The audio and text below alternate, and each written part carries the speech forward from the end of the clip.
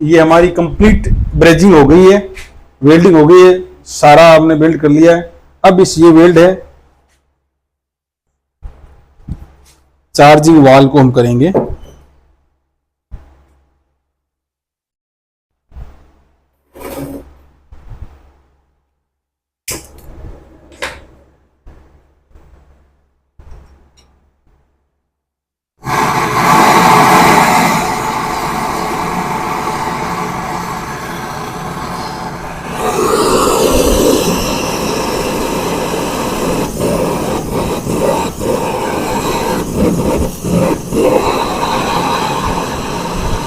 ये थोड़ा कम रखना है क्योंकि जैसे हवा लगेगी ना ये अधिक हो जाता है इसमें।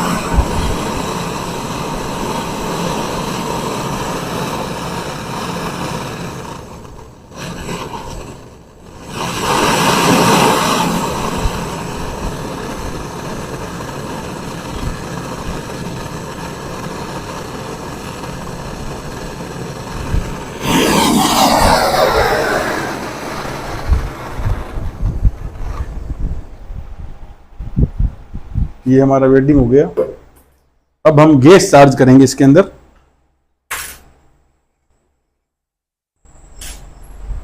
अब हम इसमें गैस डालने के लिए सबसे पहले इसको फ्लक्स करेंगे। फ्लक्स करने के लिए हमें ये वैक्यूम पंप चाहिए हमें। जैसे ये हमारा वैक्यूम पंप है, इस वैक्यूम पंप के द्वारा हम इसको फ्लैश करेंगे।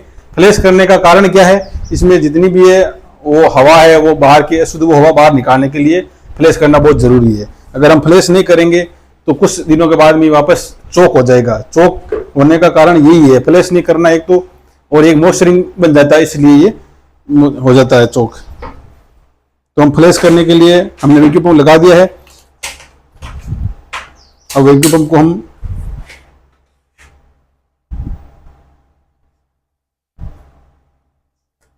कनेक्शन कर देंगे इसका।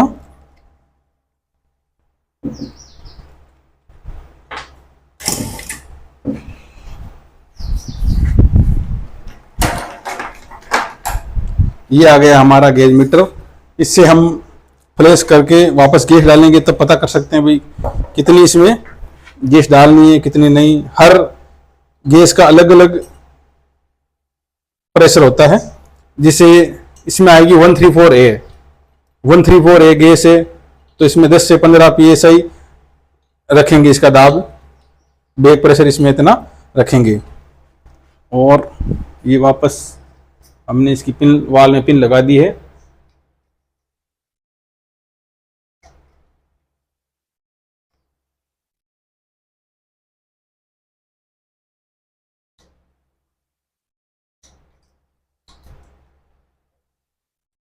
ये हो गया पिन वाल लगा के, और वापस इसको हमने कस दिया है। टाइट करना पड़ेगा, इसको टाइट करेंगे सही रहता है। ये हो गया टाइट, और ये पिन वाल हमने लगा दिए। तो सबसे पहले क्या करेंगे, पिन वाल की साइड कैसे, कौन सा पाइप, ये दो है, इसमें दो में से जैसे ये पाइप है ना ये लगेगा, जिसमें आगे नोब होती है वो हम इसके अंदर लगाएंगे।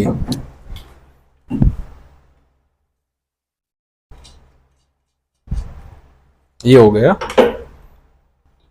चार्जिंग पिन वाल के अंदर हमने पाइप लगा दी है।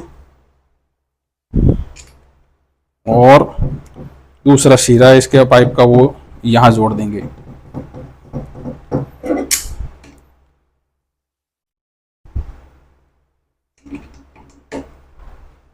ये हो गया वैक्यूम पंप के और वाल गेज का, प्रेशर गेज का वाल खोल देंगे हम। ये वाल हमने खोल दिया है। अब इसको हम चालू करेंगे।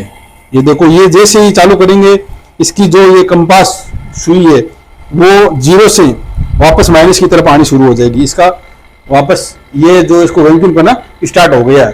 वैक्यूम जो वैक्यूम होगी ना तो ये वापस जीरो पर चली जाएगी, सॉरी जीरो से माइनस की ओर चली जाएगी। तो ये वैक्यूम हो रहा है, तब तक हम कनेक्शन कर लेते हैं कंप्रेसर का। कंप्रेसर कनेक्शन करने के लिए ये हमारी ऑयल पी है और ये रिले है, इसको हम जोड़ेंगे। जोड़ने के लिए देखो इसमें एक भाग होता है ये थर्मोस्टेट। थर्मोस्टेट में क्या होता है, एक तार जाएगा, एक तार वापस इसके अंदर से आएगा। जैसे हमने ये लगा दिया है, ये हमारी लीड वायर है, मेन लीड वायर ये हो गई हमारे तारों की।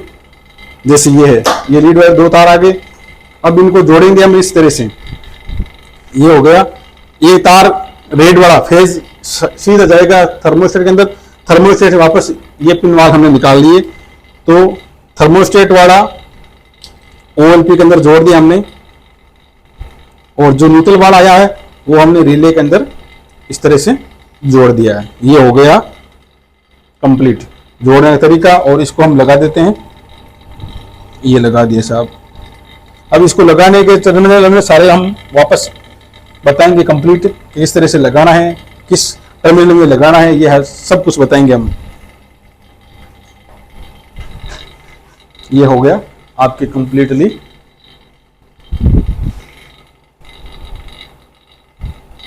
ये देखो माइनस में आ गया है, 0 से माइनस की तरफ हो गया है। ये इसके कंपास की सुई है ना, ये आ गई इसकी तरफ। अब हम इसको थोड़ा और इसको वैक्यूम करेंगे, ताकि सारा कचरा वो बाहर निकल जाए इसका, इसलिए ये वैक्यूम करना बहुत जरूरी है। वैक्यूम का ये अंदर जो हवा होती है वो हवा वापस निकल जाए। इसके अंदर ओनली फॉर गैस रहेगी। गैस कौन सी, वो भी 134A इसके अंदर डालेंगे। अब ये 134A का केन है, इसको हम इसमें चार्ज करेंगे।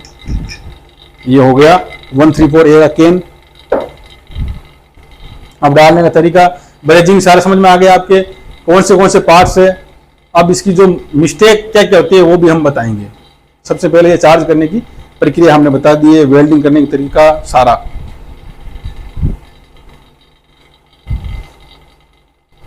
ये देखो वैक्यूम हो गया है। अब हम वैक्यूम करने के बाद इसको वाल को बंद कर देंगे। ये वाल हमने बंद कर देंगे।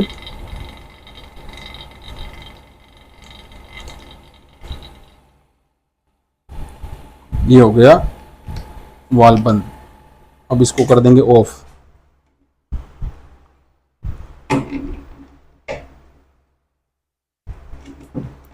अभी पाइप को खोल के वैक्यूम पंप को साइड में करो, और ये 134A का केन है, ये हम इसके अंदर लगा देंगे। ये हो गया साहब 134A का केन। ये वाल है, पहले चालू कर देंगे इसका ऊपर का। ये हो गया। अब इस वाल को भी हम चालू करेंगे। ये कहां तक सेट करना, अभी जैसे ये 0 पर आएगा, अब वहां तक सेट कर दो। ये हो गया।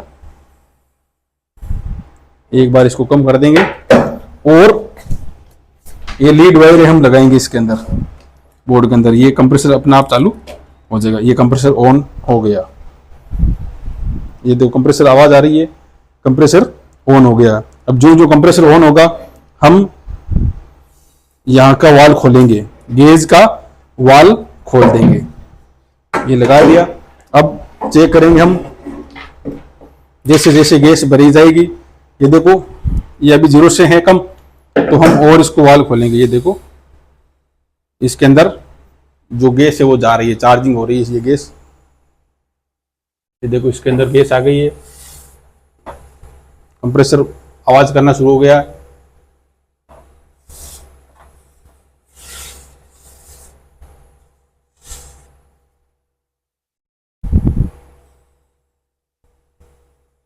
ये देखो सारी इस तरह से गैस जाएगी इसके अंदर। ये कंप्रेसर में गैस, ये कंप्रेसर अपना आप इसमें से गैस खींच लेगा, और वापस कंडेंसर के द्वारा ये गैस बाहर जाएगी। ये आके यहाँ पर कपलरी पाइप, जैसे ये फिल्टर लगा, फिल्टर के अंदर से गैस कपलरी पाइप में, कपलरी पाइप से इस फ्रीजर के अंदर आएगी। फ्रीजर का कूलिंग होने का कारण क्या है, ये कूलिंग होना शुरू हो गया। कूलिंग कैसे होगा, उच्च दाब को निम्न दाब के द्वारा वापस गैस को निकाली जाए तो वो ठंडा होना शुरू हो जाता है।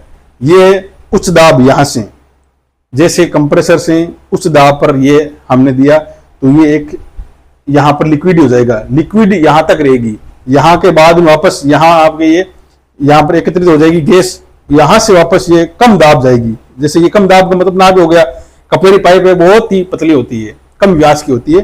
तो ये कम प्रेशर में जाएगी, तो यहाँ कम प्रेशर में गैस जाएगी तो ये कूलिंग होना शुरू हो जाएगा, ये होता है। ये देखो कूलिंग होना शुरू हो गया है। और इसका मीटर भी है, वो देखो इसमें 0 के पास में, इसमें और गैस डालेंगे हम। इसका बेक प्रेशर है वो बहुत कम करना है, बेक प्रेशर आपको 10 पर रखना है। जैसे यहाँ इस मीटर पर है 0 से, ये देखो 10 लिखा हुआ है इसके ऊपर, 10 पर इसका 10 या 15 के बीच में इसका बेक प्रेशर रखना है।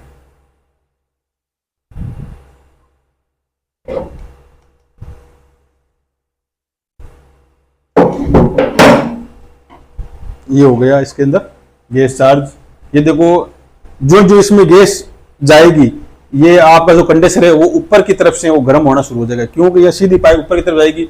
ये थोड़ा नॉर्मल गर्म होगी, ये कंडेंसर की पाइप है, ऊपर से गर्म होगी, जो जो नीचे आएगी ये ठंडी होती रहेगी। इसके बाद में ये फिल्टर है, फिल्टर के द्वारा ये गैस कपलरी पाइप से होते हुए इसके अंदर कपलरी पाइप लगी हुई है, यहाँ फ्रीजर में आएगी, फ्रीजर से वापस ये आपके जो सेक्शन पाइप है इसके द्वारा यहाँ के इसके अंदर वापस कंप्रेसर में आएगी, कंप्रेसर वापस इसको रिवाइज करता है। इस तरह से एक ये वापस भेज के वापस ये आती रहती है गैस इसके द्वारा। अगर जब तक लीक नहीं हो पाइप तब तक इसके अंदर से गैस नहीं निकलती है।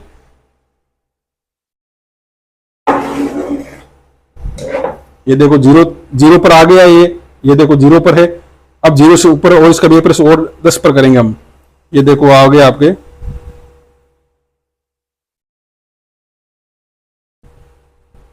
ये देखो, ये देखो 10 पर है। अब इसका बेक प्रेशर 10 है, तो 10 पर रहने पर ये कूलिंग अच्छी तरीके से करेगा। ये देखो कूलिंग भी अच्छे से हो गया, ये पूरा कूलिंग हो गया। अब हम इसको चेक करने का तरीका है, जैसे ये है, ये हमारा टेम्परेचर मीटर है। टेम्परेचर मीटर अभी इसमें कितनी आ रही है, टेम्परेचर मीटर में आपके 10 आएगी, नहीं सॉरी 32 है, 32.7 सेंटीग्रेड। तो हम इसको चेक करने का तरीका ये लगाएंगे, ये यहां पर इसको रख देंगे और मीटर को बाहर की तरफ रख देते हैं। जैसे ये कूलिंग शुरू हो जाएगी, ये जो जो माइनस में आती जाएगी, ये यहां पर रख देते हैं हम, ये कूलिंग होगी। ये 32.7 थी, अब हमने इसको रख दिया है, यहां पर रख देते हैं। ये कूलिंग जो जो कूलिंग होगी ना, तब ये अपना आप ये सेंटीग्रेड कम होता रहेगा। ये देखो अभी इसमें थोड़ा और गैस डालनी है, ये गैस डाल दी हमने, 10 पर करनी है पूरा।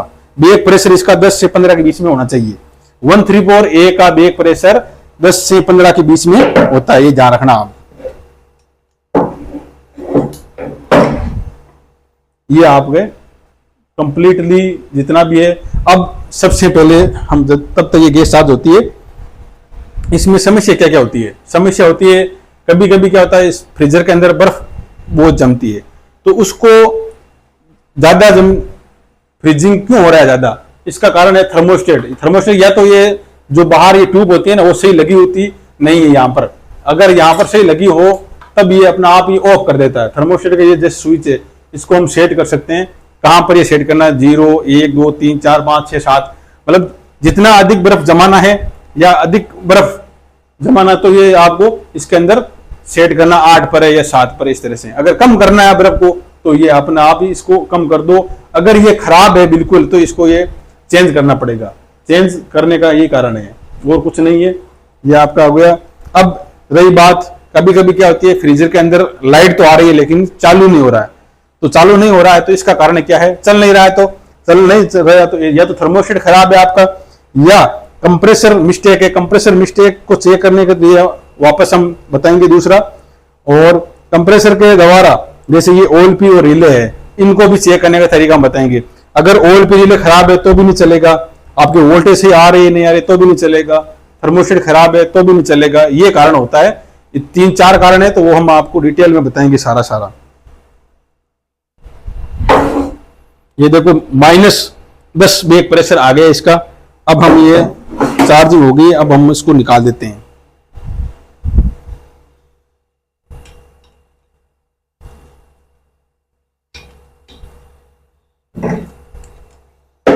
ये हमारी गैस चार्जिंग हो गई है। इसमें ज्यादा कुछ नहीं है, फ्रीजर के अंदर नॉर्मल होती है, मिस्टेक भी नॉर्मल होती है, और कुछ नहीं है इसके अंदर।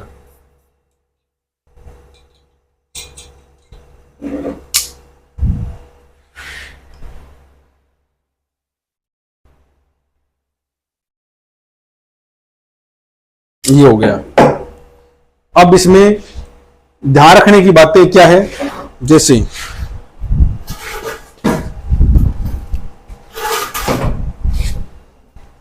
सबसे पहले बात करेंगे हम कंप्रेसर के बारे में।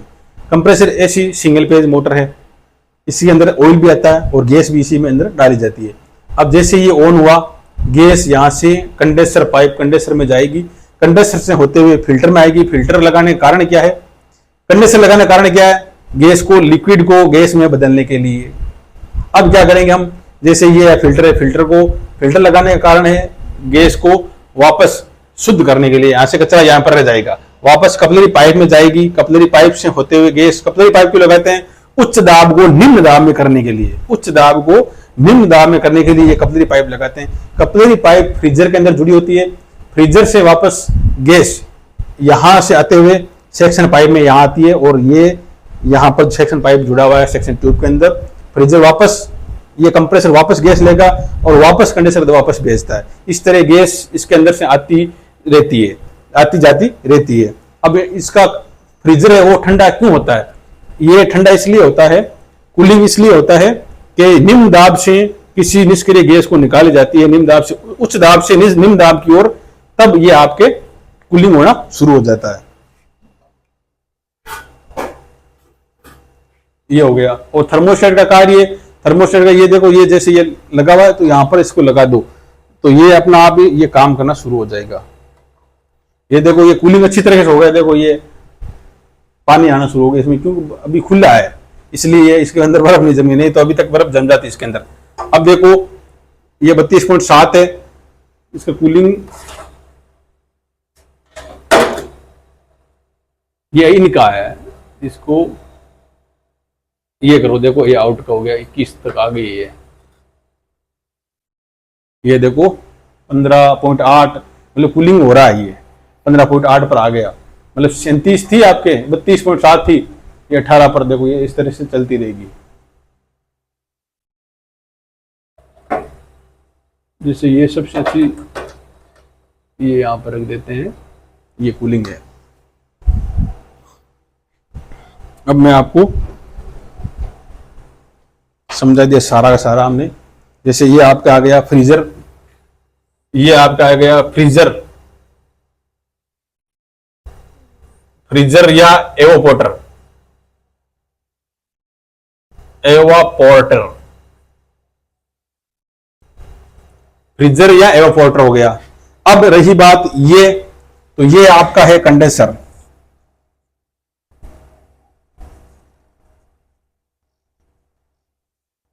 ये कंडेंसर हो गया। अब ये है, ये आपका थर्मोस्टेट,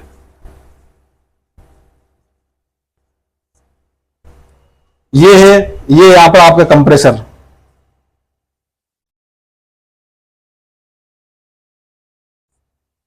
ये कंप्रेसर आ गया। और क्या है, ये आपका ये है कपलरी ट्यूब, और ये आपका फिल्टर है। जैसे इसमें आ गया फिल्टर आ गया, ये तो आपको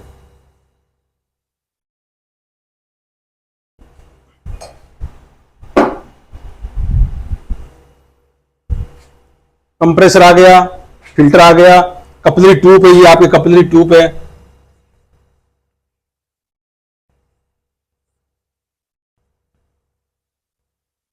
कपलरी ट्यूब हो गई, फ्रीजर हो गया, थर्मोस्टेट हो गया, सारा कुछ इसमें कुछ नहीं ज्यादा, ये इतना सा आ गया। ये फ्रीजर का है आपका कंप्लीट फ्रीज का टॉपिक आ गया आज। फ्रीजर में क्या क्या होता है क्या नहीं होता है, इसकी अब आगे की जानकारी और बताऊंगा मैं आगे। मिस्टेक क्या होती है, सॉल्यूशन क्या होता है, गैस डालने का तरीका मैंने आपको बता दिया आज, ब्रेजिंग करने का तरीका बता दिया। अब रही बात इसमें क्या क्या समस्या होती है, वो भी हम आराम से बताएंगे सारा।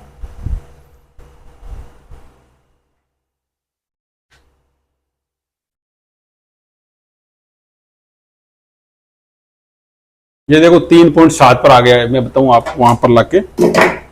अभी देखो ये 3.7, ये फ्रीजर की कंप्लीट, ये कूलिंग होना शुरू हो गया है।